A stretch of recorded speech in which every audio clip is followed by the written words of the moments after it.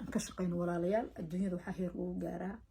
in gacmaha la isqabsado aynu qabiilka aasno aynu qarankeena u hiilino aynu horumarno inuu dalka inoo hagaago aynu noqono bulsho isku xiran baraara iyo bashbash waxaan lay ku waara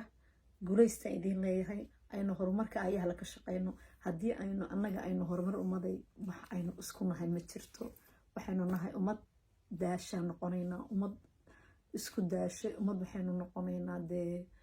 meel hoose ka fikiro laakiin haddaan wax fiican ka fikirno oo dowladeena wanaagsan gacmaha qabsano dowladii hore waxay soo qabteen waanu ognahay tan maanta joogtan wax badan bay qabatay aynu noqono dad isku tashto oo maasha allah wixii ka dhimano og wixii ka maqano og waxay soo qabteen og isku tanasulo isla wada shaqeeyo isjeclaado Soomaali oo idil maanta gobol kastaana nabadiisa iyo sharaftiisa iyo karaamadiisana waynu jecelnahay oo aan istaageerno aanan isnicin harbaynu gaaraynaa marka waxay idin guulaysta 2 minuut oo kugu talagalay insha Allah taala in yaro aan idinku soo tuuro ra'yi waxa walaalahaygaati ra'yigeena kala maarano waynu isjecelnahay wixii ma arkin insha Allah wax tarna wala isku leeyahay waxaan leenahay aynu isku aqli celino aynu istaageerno aynu garab istaagno aynu noqono ummad isjecel Soomaali maxamed hadii la leeyahay wacnaado tabaka daba lagu jira aan ducaysano guulaysta idin la habeenkana hadii wacnaado guul iyo gobonimo waa leela qadarka 10 dambe habeenkii caawo 27 bisha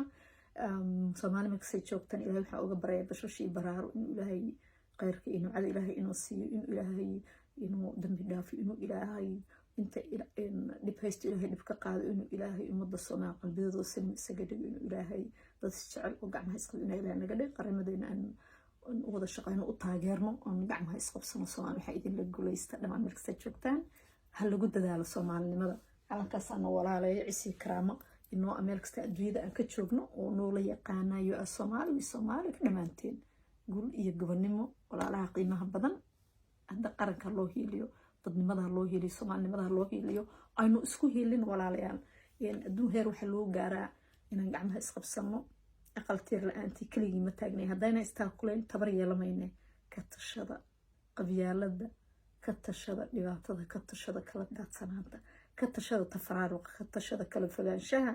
guul iyo gobonimo bay idin leenahay meel kasta joogtaan dal iyo dibadda ummadayda qiimaha badan adduunka sidiisaba waxa heer lagu gaaraa horumar ayala inay bulshadu isku tanasusho ay noqoto bulsho hal meel ka wada duusho in noqoto bulsho isku samirta oo calooshooda saafi isa dhigto sida 30 sano dhibkii rafaadkii qarankeena dumay aynu xasuusano dhibaatooyinkii inagu dhacay ee dadka iyo adduunka caalamka ku soo kaxeen qaarbadaha ku daateen aynu nabadda ka shaqeyno diis nabadda ayaa heer lagu gaaraa wacyigelinta qaybta nabadda iyo tanasulka lagu daro iyo inayna inaga isku tanasulno inaynu isjeclaano inaynu gacmaha isqabsano inaynu heer wada gaarno Soomaali idilkeed oo dhan waana idin jeclahay habeenka idin wacnaado waa 10 dambe Ramadaan aynu isku ducayno aynu isku dulqaadano aynu isku tanasulno aynu noqono ummad sharaf leh inuu nahay shacabka Soomaali markastaba dad isjecel dadkas aad isku jecel dad waxaynu nahay maashu hadday maanta meel isku arag isku gurmado qofka Soomaali walba isdhana aad baan isku jecelnahay laakiin xoogaa bari hadba waxa la yiraahdaa qabyaalada nadaashaday aynu iska aasan walaalayaal dadka